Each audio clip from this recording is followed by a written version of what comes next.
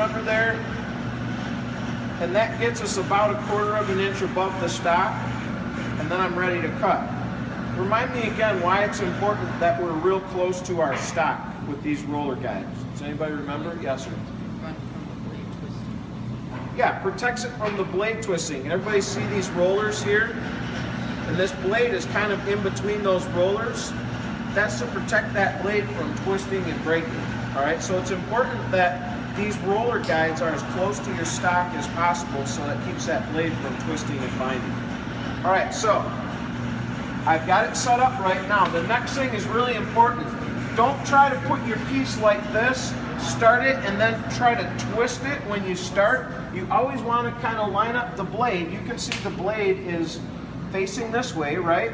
So we want to line up that line as close as we can to that blade direction. That way when we start, we don't have to really twist and bind this, okay? So we turn it on. Remember, our fingers always stay how far away from this blade? 2 inches. And do we want to put our fingers right in the cut path? No. No. Okay, so everybody see this little metal plate here on the table. That's kind of a no-fly zone, if you will. That's even less than 2 inches, but you'll stay in good shape if you keep your fingers out of this no-fly zone, okay? So I want to line this up. I want to be about 1/8 of an inch away from my line. I don't want to push my fingers right here, right at the blade, so keep them back. I want to stay a little ways away from my line, push it through. After I cut both of my pieces, I stop, wait till the blade stops. Now I can reach in here and get rid of the scraps. The most accidents that I've seen happen on this is the blade running and someone reaches in here and tries to flick the scraps away and they nick the ends of their fingers on this blade. Everybody can see the teeth on this blade, right? They're extremely sharp. You saw how fast it went through 2 inches of wood.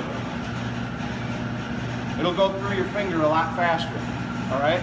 So keep your fingers away from the blade. I can't stress it enough, all right? It will bite you if you get your fingers too close. All right, so I've cut it about 1/8 of an inch from the line. Now I want to go over to the disc sander. And I want to just clean this up, and I want to sand this right down to the line. Okay, so when I'm ready, I'm going to turn the sander on. Remember, we want to keep it down on the table. I don't want to see anybody free-handed like this. All right, we're not making swords in here. So keep it down on the table. Keep your fingers a couple inches away, but you want to hold it nice and secure. And you just want to move this back and forth until you get right down to that line. You get right to that line, you stop.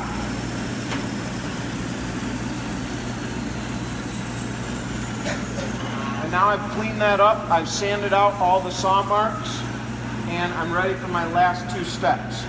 Next one being the router. So let's head over to the router.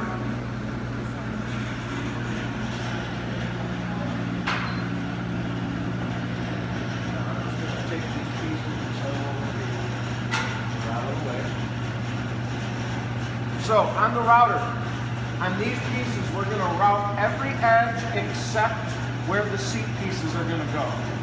All right, so if it helps you, I would take a pencil and maybe put an X along this edge.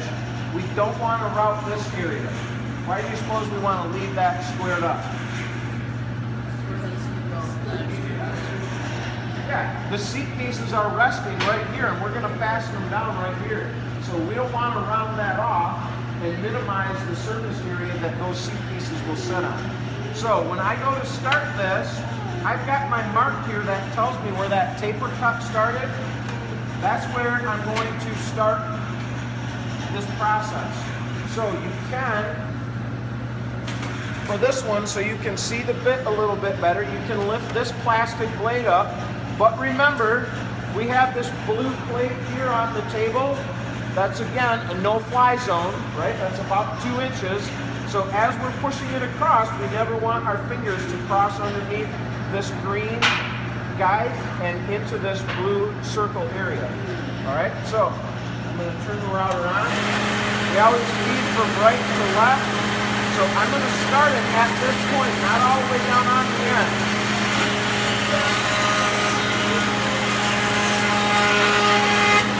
I'm going to push it all the way to the end. Then I want to do the end itself.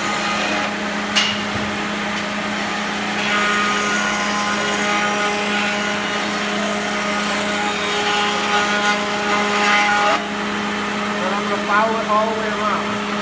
So you can see I started right here, went all the way down on the end, all the way to this end. That's one side. Now I need to flip it over and I need to do the other side. So here I'm going to start on the end and I'm going to pull it away when I get right to that taper.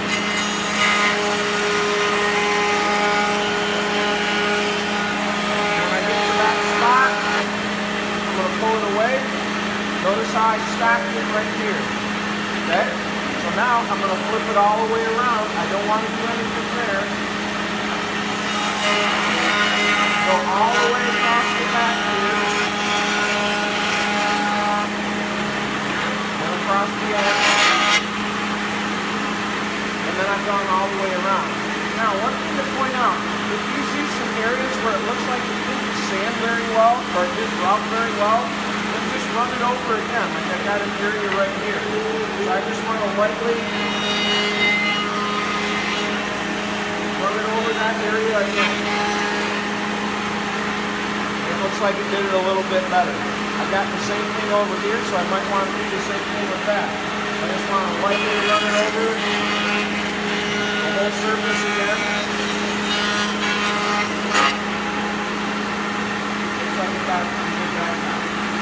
So,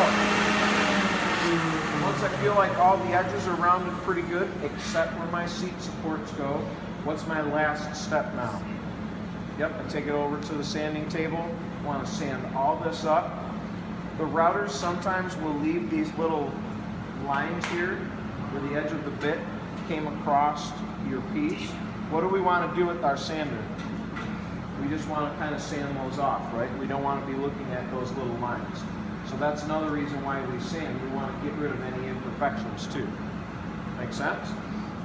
Okay, so that's it. When we're done with these pieces, what do you suppose the next step is? Yeah. Put all of our pieces together. All right, so when we're done with these, we're ready to assemble our seat because we've already made the seat pieces. These are the seat supports. So once we're finished with these, we're ready to put our seat together. Okay? Any questions about this?